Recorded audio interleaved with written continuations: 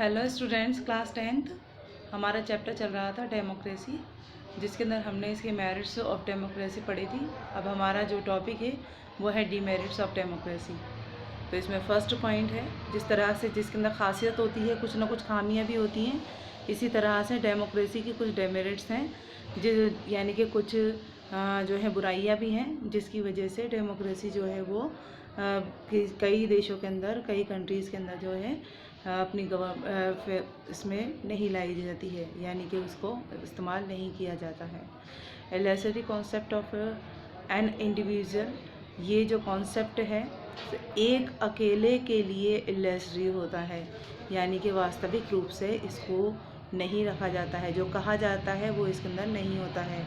Political जो matters जो होते हैं, जो डिसीजंस होते हैं, वो फेयर नहीं होते हैं, और जो बंदे इसके ओनर बन जाते हैं वो पूरी तरह से डेमोक्रेटिक गवर्नमेंट जो है, डेमोक्रेसी को हमारे सामने प्रस्तुत नहीं कर पाते हैं। सेकंड पॉइंट आपका आता है अपाथी ऑफ इंटेलेक्चुअल क्लास। ये जो डेमोक्रेसी होती है ये क्लास रिमेनिंग अनकॉन्सर्न्ड होती है, यानी कि इसकी जो सिस्टम है उसका जो है नंबरिंग के अंदर विश्वास नहीं होता है। ये जो इसकी जो इम्पोर्टेंस होती है वो सिर्फ इसी विशेषताओं पर आधारित होती है, मगर इसका जो मेन जो रीज़न जो होता है ये लोगों की एक्टिवली जो पार्टिसिपेट जो होती है, यानी कि इंसान अपनी खुशी से इसके अंदर पार्टिसिपेट नहीं कर पाता है, इसलिए इस सिस्टम को अपाथी ऑफ द इंटेलेक्चुअल क्लास भी कहा जाता है। नेक्स्ट इसके अंदर कहा इसकी जो डिमेरिट है, थर्ड पॉइंट, वह है claim of academic importance is illusory. इसके अंदर जो एकेडमिक इम्पोर्टेंस जो है क्लेम की वो इलेसरी है। कैसे है कि the claim that democracy educates the person about citizenship, moral values and patriotism is illusive. The actual situations is a quite different from it.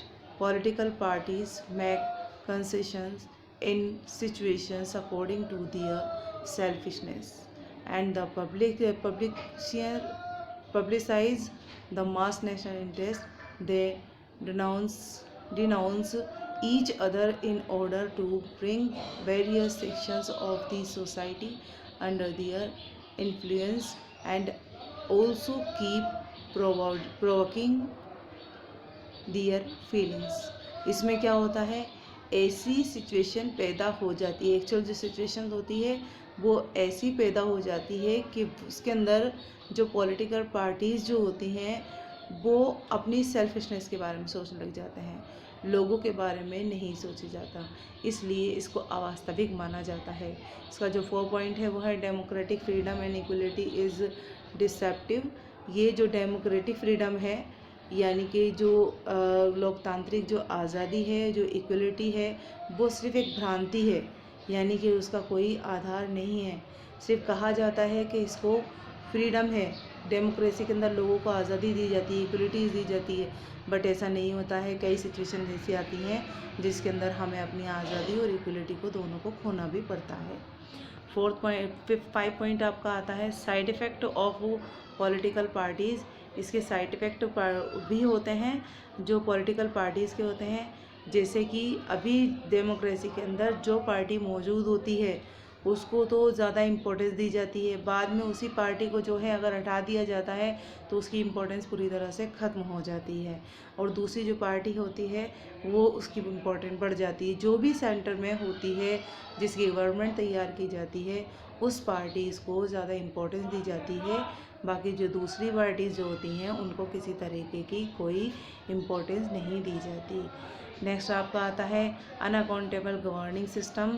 इसके जो गवर्निंग सिस्टम है वो अनकाउंटेबल है, यानी कि इसके अंदर जो सिद्धांत बनाए जाते हैं वो पार्टी अपनी रेस्पॉन्सिबिलिटी पर नहीं बनाती है।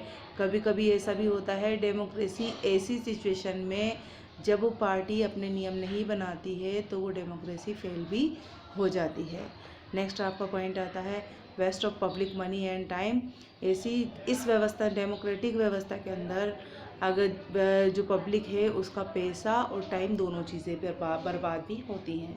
कैसे वेस्ट होती हैं, जैसे कि हम जानते हैं कि public opinion it's very important in democracy, but it's not fact that because of public it is not interested in this, लोग जो है इसके अंदर इंटरेस्ट नहीं लेते हैं। जो क्या होता है कि एक बार जो पार्टी सेंटर में आ जाती है, अगर उसकी गवर्निंग सिस्टम सही नहीं चल रहा है तो उसको फेल हो जाती है, लोकसभा राज्यसभा में इसको गिरा दिया जाता है। और देन फिर क्या होता है कि ये जो इलेक्शंस हुए थे उसका जो मनी जिसमें लगा था, पैसा लगा था, टाइम लगा था, वो सब बर्बाद हो जाता है और नए सिरे से इलेक्शंस किए जाते हैं जिसके अंदर टाइम और मनी का वेस्ट होता है। नेक्स्ट आपका आता है, नेक्स्ट पॉइंट है डिसइंटरेस्टेड वोटर्स। जो वोट, जैसा कि ऊपर मैंने बताया कि पब्लिक की मनी और टाइम क्यों वेस्ट होता है, क्योंकि लोग जो है इसमें इंटरेस्ट से वर्क नहीं करते हैं, अपना ओपिनियन इंटरेस्ट के साथ नहीं दिखाते हैं। नेक्स्ट आप इसका पॉइंट है weak governance in view of emergency. अगर एमरजेंसी के अंदर अगर हम देखें तो गवर्नेंस सिस्टम जो है वो काफ़ी कमज़ोर पड़ जाता है, और इसका एग्ज़ाम्पल आपको सेकेंड वर्ल्ड वार के बाद देखने को मिलेगा, जिसके अंदर मैंने आप लोगों को पहले भी बताया था कि जब सेकेंड वर्ल्ड वार हुआ था तो पूरी वर्ल्ड के अंदर ये देखिए कि सिर्फ दो ही शक्तियाँ आपके सामने नज़र आ रही थी, जिसके अंदर एक तो सोवियत रशिया थी और एक ब्रिटेन थी। और इसी तरह से उसके अंदर ये जो कॉन्फ्लिक्ट चलता रहा और अमेरिका ने भी अपना जो है कॉन्फ्लिक्ट करते रहे।